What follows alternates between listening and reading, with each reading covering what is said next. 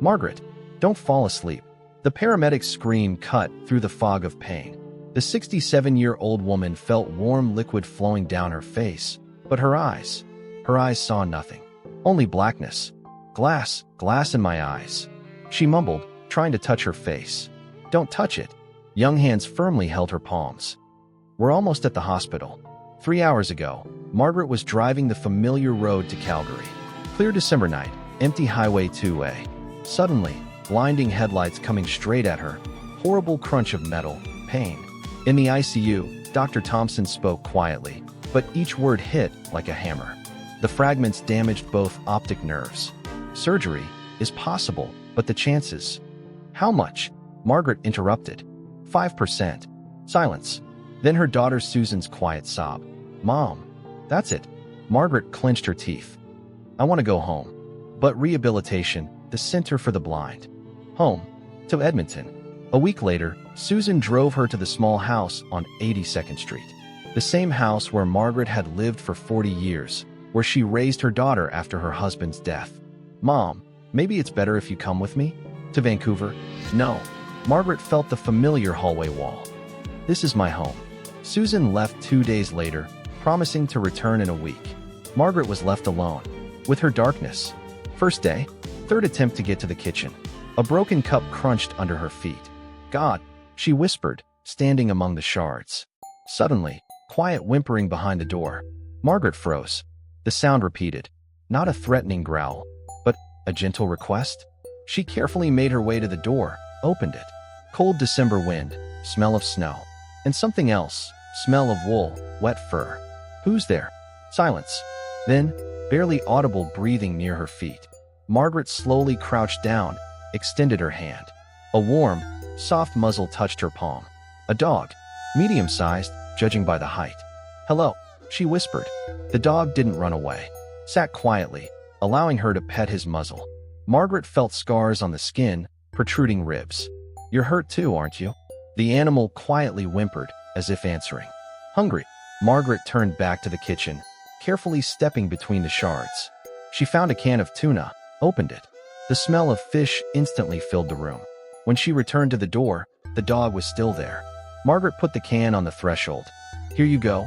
The animal didn't rush at the food. First sniffed it, then carefully began to eat. Margaret listened to the quiet munching. Haven't eaten in a while, huh? When the can was empty, the dog again touched her hand with his nose, as if thanking her. What's your name? Margaret smiled for the first time in a week.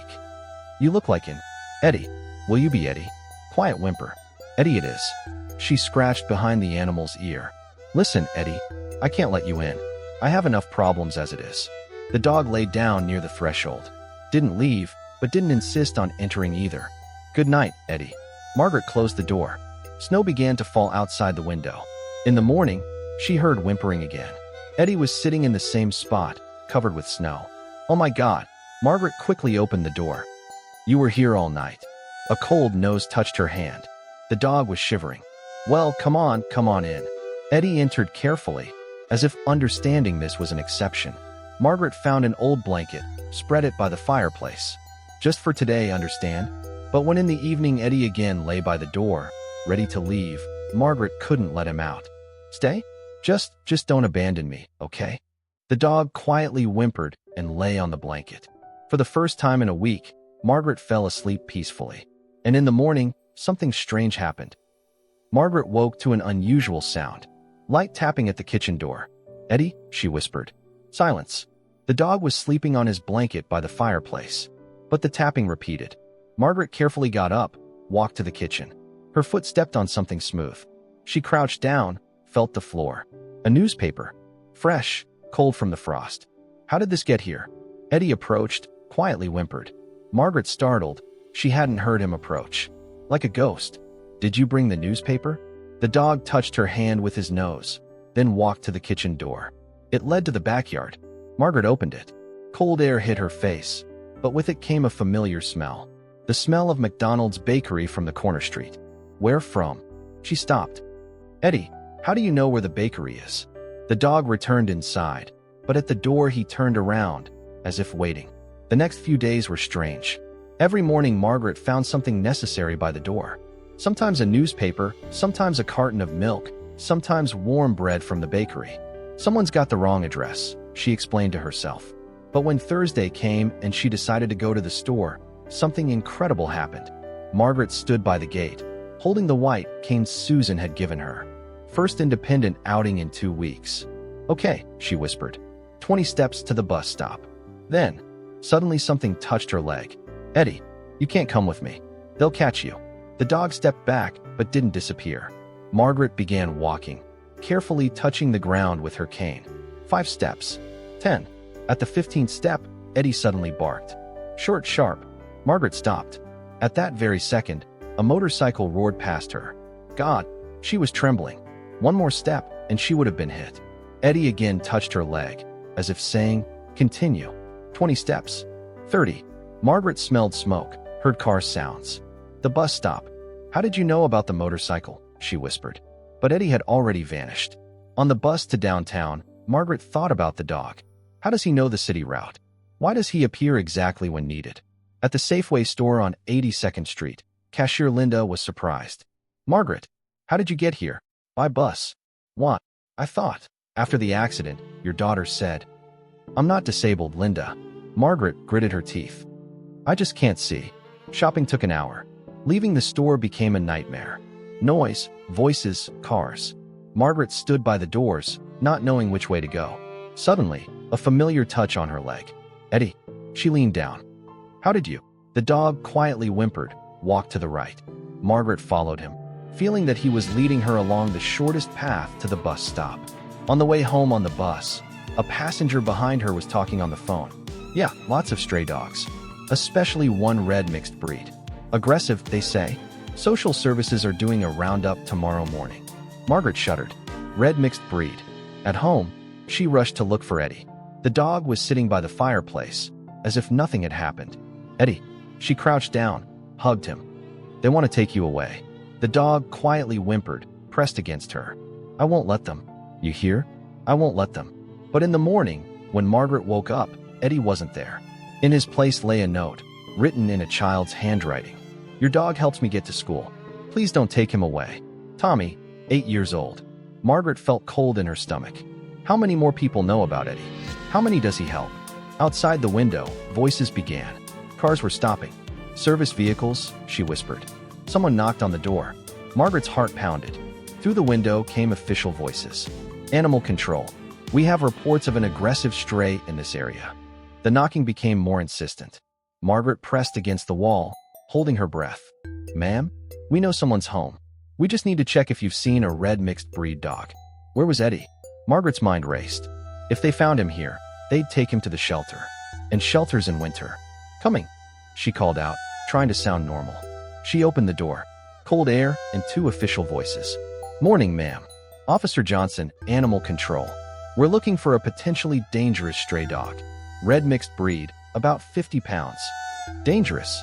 Margaret tried to keep her voice steady. Multiple reports. Dog's been seen leading people into traffic, taking food from stores.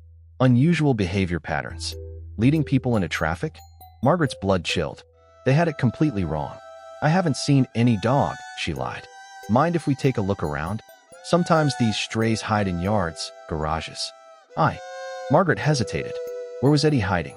Suddenly, from 3 houses down, a child's voice screamed. No, don't take him. The officers turned. Margaret heard running footsteps. That's him, one officer shouted. Red mixed breed.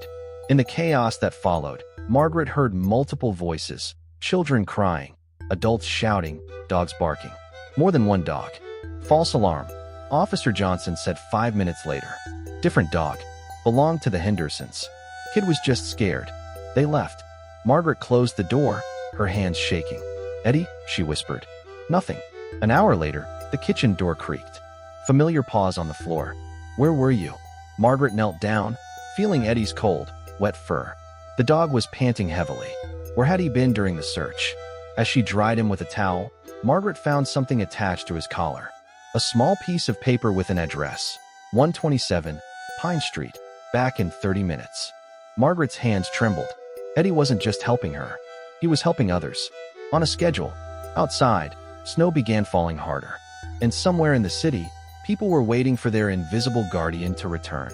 Margaret stared at the address in her trembling fingers. 127, Pine Street. 10 blocks away. 30 minutes, she whispered. Eddie, what have you gotten yourself into? The dog sat quietly by her feet, still panting from wherever he'd been hiding during the search. His fur smelled like different places: exhaust fumes, fresh bread, children's playground sand. The phone rang. Susan's voice worried. Mom? The neighbors called.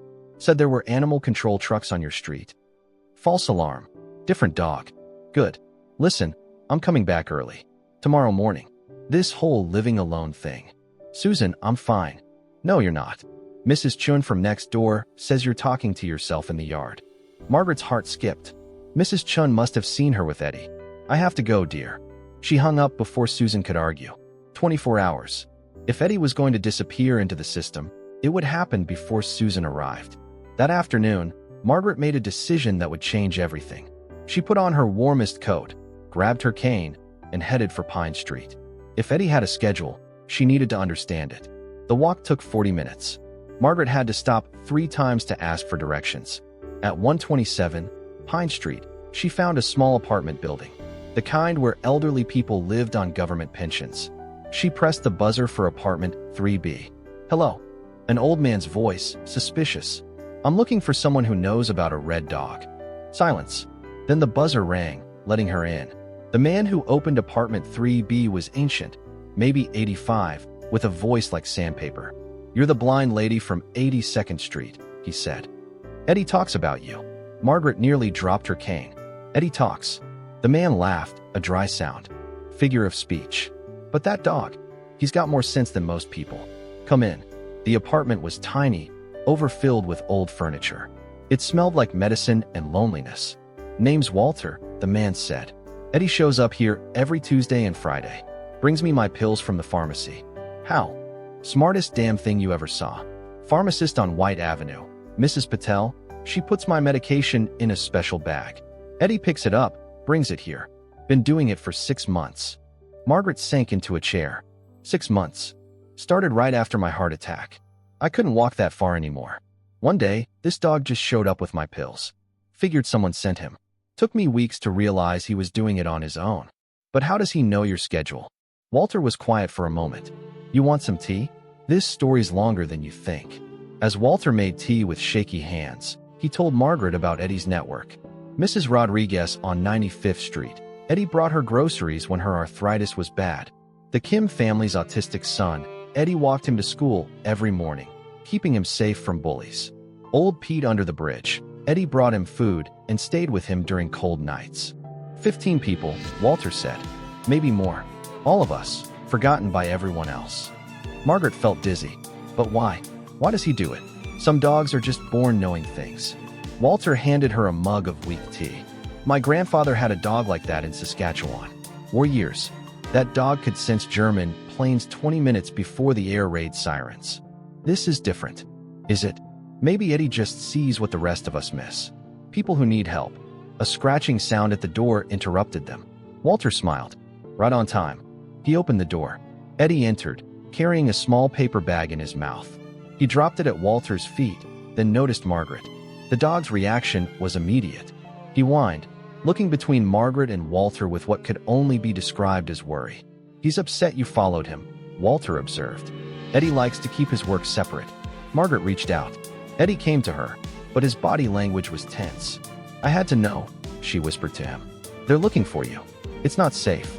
Walter's expression changed. Looking for him? Who? Animal control. They think he's dangerous. Dangerous? Walter's voice rose. Eddie's saved half this neighborhood. When Mrs. Rodriguez fell last month, Eddie ran 6 blocks to get help. Found the only person on the street who spoke Spanish. Margaret felt the weight of responsibility settling on her shoulders. Walter, what happens if they catch him? The old man was quiet for a long time. Winter shelter's full. They'd put him down. The words hung in the air like ice crystals. Eddie seemed to sense the conversation's gravity. He walked to Walter, nudged his leg gently, then returned to Margaret. Back and forth, as if trying to comfort both of them. There's something else, Walter said slowly. Something I didn't tell you. Margaret waited. Eddie doesn't just help us. He chooses us. People who are one step away from giving up. I was planning to. Well, it doesn't matter now. But the day before I was going to do something stupid, Eddie showed up with my pills. Like he knew. A chill ran down Margaret's spine. The day after her accident, when she was ready to give up completely, Eddie had appeared. How many others? She asked. I think we're all on that edge. Every single one of Eddie's people. Outside, a car door slammed. Then another. Walter moved to the window. 3 trucks, he said quietly. Animal control and police. Margaret's blood froze. They followed me. Eddie was already moving, heading for the back door. But Walter called out. No, boy. They'll surround the building. The dog stopped, looking trapped for the first time since Margaret had known him. Heavy footsteps echoed in the hallway. A knock at the door. Animal control. Open up. We have reports of a dangerous animal in this building. Walter looked at Margaret. Eddie looked at both of them. In that moment, Margaret realized they had to make a choice that would determine not just Eddie's fate, but the survival of 15 forgotten souls who depended on him. The knocking got louder. We know the dog is in there. Open the door, or we're coming in. Margaret stood up, her decision made. I'm opening the door, Margaret announced. Walter grabbed her arm. Are you insane? They'll take him. No. Margaret's voice was steel. They'll take me. She walked to the door, Eddie pressed against her legs. The dog was trembling, but he didn't run. Margaret opened the door. 3 officers stood in the hallway. 2 from animal control, 1 police officer. Ma'am, step aside. We're here for the dog. This is my dog, Margaret said calmly. His name is Eddie. He's been with me since my accident. Officer Johnson frowned. Ma'am, this animal has been reported as a stray. Aggressive behavior, public disturbance. Aggressive. Walter's voice cracked from behind her. This dog saved my life. The police officer, a young woman with kind eyes, looked confused. Sir, we have multiple reports. From who? Margaret demanded.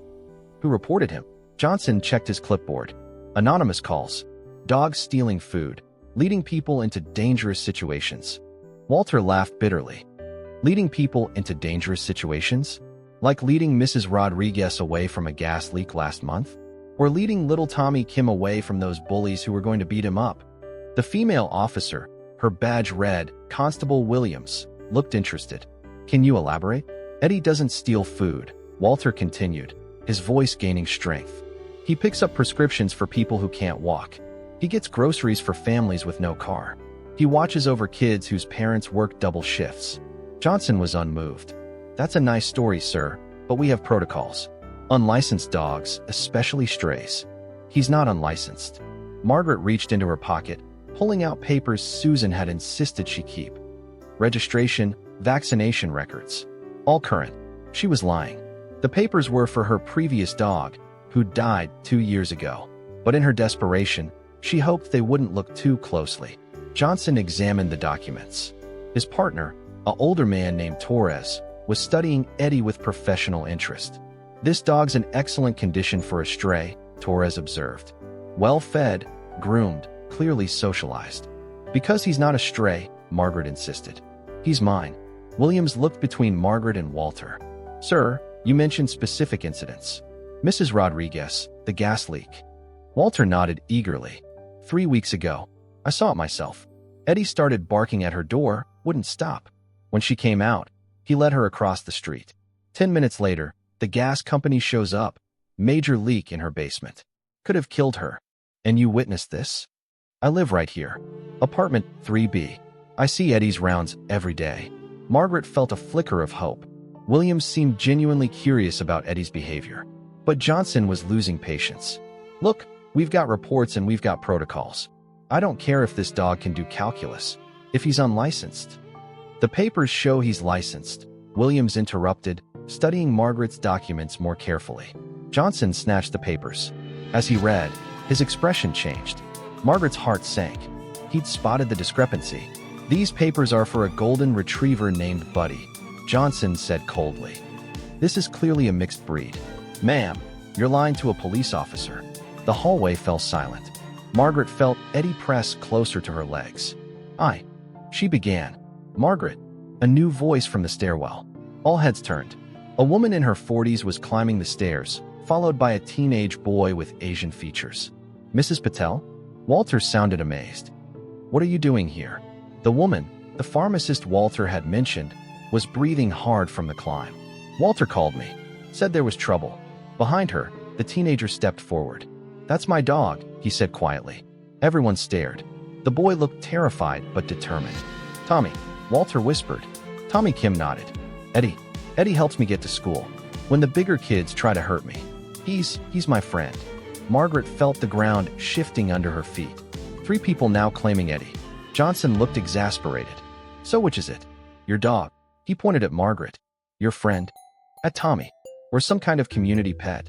Mrs. Patel stepped forward. Officer, may I explain something about this dog? Williams nodded. Please. I'm a pharmacist at White Avenue Medical. For 6 months, this dog has been coming to my store. Every Tuesday and Friday, picking up prescriptions for Mr. Walter Kowalski. The arrangement was set up by, she paused, checking her phone, by Susan Chun, who pays for the prescriptions and the delivery service. Margaret's world tilted. Susan Chun, that's my daughter's married name. Mrs. Patel looked surprised. Your daughter arranged for Eddie to help you after your accident. She also arranged for him to help Mr. Kowalski and several other elderly residents. It's a legitimate service animal program. The silence was deafening. Margaret felt like she was drowning. Susan never told me. She said you were too proud to accept help directly. Mrs. Patel continued gently. So she arranged for Eddie to make it seem natural. Johnson threw up his hands. So this is a licensed service animal or not? Williams was studying her phone. Service animals don't require licenses in Alberta, only registration with health services. Mrs. Patel, do you have documentation of this program? Yes. Would you like me to call Miss Chin? She's flying in from Vancouver today. Margaret leaned against the wall, overwhelmed. Her independent life, her brave struggle with blindness, Eddie's mysterious appearances, all of it had been orchestrated by Susan. But as she processed this revelation, another realization hit her. The anonymous reports, she said slowly. Who would want Eddie gone? Tommy Kim spoke up again, his voice shaking. Mr. Davidson from our building. He says Eddie makes too much noise. And he doesn't like that Eddie helps people like me. Walter spat. Davidson. Should have known. Complains about everything. Probably thinks we don't deserve help. Williams was taking notes. We'll need to follow up on those reports. False reporting is a serious matter. Johnson, clearly frustrated at losing his target, gathered the papers. Well, if this is a legitimate service program. It is, Mrs. Patel confirmed. Fully documented and funded. The officers prepared to leave. Margaret should have felt relief, but instead she felt hollow. Everything she thought she knew about her new life had been a lie. As the officials disappeared down the stairs, Margaret sank into Walter's doorway. Eddie whined softly, sensing her distress. I'm not brave, she whispered. I'm not independent. I'm just a charity case. Tommy sat down beside her. Eddie doesn't help charity cases, he said softly. He helps people who help each other. What do you mean? You feed him. You give him a home. Walter gives him love and treats. Mrs. Rodriguez knits him little sweaters. We all take care of Eddie, and he takes care of us. Margaret felt tears on her cheeks. But Susan arranged everything. Susan arranged the money and the paperwork, Walter added. But Eddie? Eddie chooses who to help. Your daughter couldn't program that into him. Mrs. Patel checked her watch. I should go? But Margaret, your daughter wanted you to have independence. Real independence. Eddie was never meant to be a secret forever. As the pharmacist left, Margaret sat in the hallway with Walter, Tommy, and Eddie. The crisis was over, but everything had changed. Her phone buzzed. A text from Susan, landing in 2 hours. We need to talk. Eddie laid his head on Margaret's lap, looking up at her with those intelligent brown eyes. The network was no longer secret. But was that good? Or very, very bad? 2 hours later, Margaret sat in her living room, waiting for Susan. Eddie lay at her feet, unusually restless. He kept lifting his head, ears twitching at sounds she couldn't hear. What's wrong, boy? The doorbell rang. Margaret's stomach knotted. Time for the truth. But when she opened the door, it wasn't Susan. Mrs. Margaret? A child's voice, panicked. It's Tommy. Eddie needs to come. Margaret recognized the voice, one of the younger Kim children. What's happened? Tommy fell through the ice. At the river. Mom called 911, but they can't find him in the dark. Eddie was already moving, pushing past Margaret toward the door. The urgency in his movements was unmistakable. How far? Margaret grabbed her coat. 6 blocks. But ma'am, you can't. Yes, I can. Margaret stepped into the cold. Eddie, show me. What happened next would haunt Margaret forever. Eddie didn't just lead her. He became her eyes, her guide, her lifeline through the treacherous winter streets. Left turn at the corner. Eddie's body pressed against her left leg. Careful step down.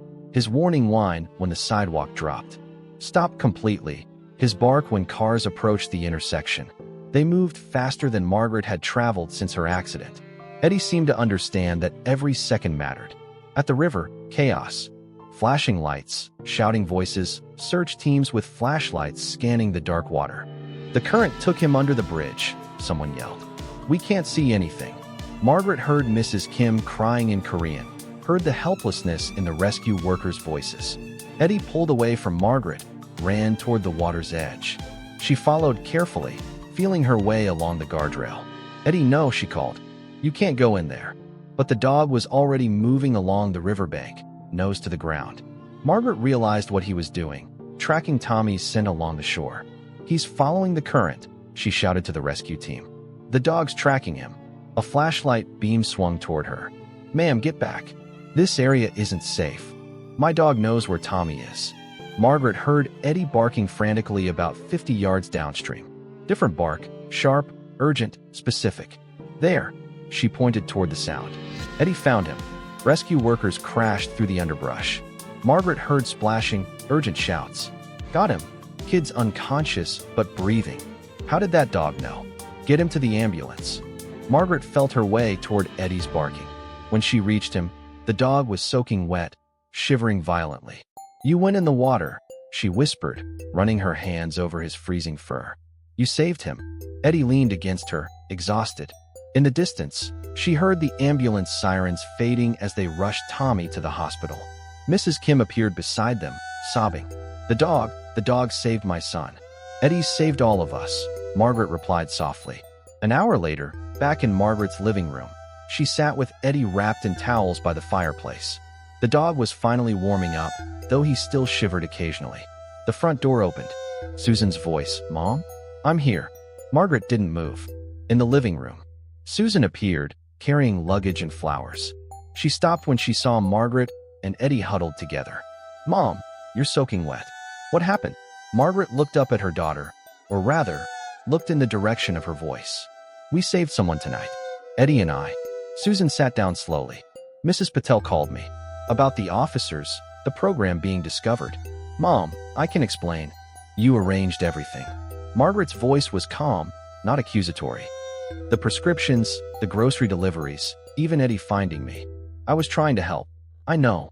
Margaret stroked Eddie's drying fur. And I was angry about it. Felt like my independence was fake. Susan was quiet, waiting. But tonight, when Tommy fell through the ice, none of your arrangements mattered. It was just Eddie and me, working together, racing through the dark to save a child's life. Margaret felt Eddie's steady breathing against her legs. You can't arrange courage, Susan. You can't program loyalty. You can't plan love. Mom, Eddie chose me. Not because you paid him to, not because of any program. He chose me the same way I chose him. Because we needed each other. Susan knelt beside them. I was so worried about you living alone. I'm not alone. Margaret smiled for the first time all day. I have Eddie, and Walter, and Tommy, and Mrs. Rodriguez. We take care of each other. What are you saying? Margaret took a deep breath. I'm saying thank you for the safety net. But I don't need you to manage my life anymore. Eddie and I, we're a team now. Eddie lifted his head, looked between Margaret and Susan, then settled back down with a contented sigh. Outside, fresh snow began to fall. Tomorrow, Margaret knew, Eddie would make his rounds. Not because of any program or payment, but because that's who he was. A guardian angel disguised as a red mixed breed dog. And she would be waiting when he came home. Not as a charity case or a client, but as his partner in an invisible network of forgotten souls who had found each other in the darkness. Susan stayed for dinner, sharing stories about Tommy's recovery and the growing reputation of the miracle dog of Edmonton. As night fell, Margaret realized something had fundamentally changed. She was no longer the woman who had lost her sight in a car accident. She was Eddie's human, and that made all the difference.